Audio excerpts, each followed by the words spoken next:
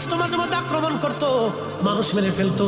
লোকেরা বলল, বাদশা জুলকারনাইন, আপনি দয়া করে আমাদের জন্য ওই মানুষগুলি থেকে বাঁচান যারা বিভৎস এবং খুবই জালিম, যারা জুলুম করে, অন্যায় করে।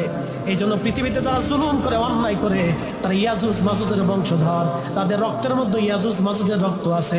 এরা নিকৃষ্ট, আল্লাহ জুলুম বাসকে পছন্দ করে না। জুলুম অবশ্যই ধ্বংস হয়ে যাবে, ন্যায় পৃথিবীতে প্রতিষ্ঠিত হবে। কথা বলেন ঠিক কিনা? ফিলিস্তিন আবার বিজয় হবে। কথা বলেন ঠিক কিনা? ইসরায়েলের পণ্য কোকা কোলা, পেপসি, এই ফান্টা, তারপরে আরো কিছু কিছু প্রোডাক্ট আছে, তারপরে Nestle company, Nestle coffee toffee খান, এই ইসরায়েলের পণ্য, এগুলি খাবেন না, কিনবেন না, এগুলি বয়কট করবেন।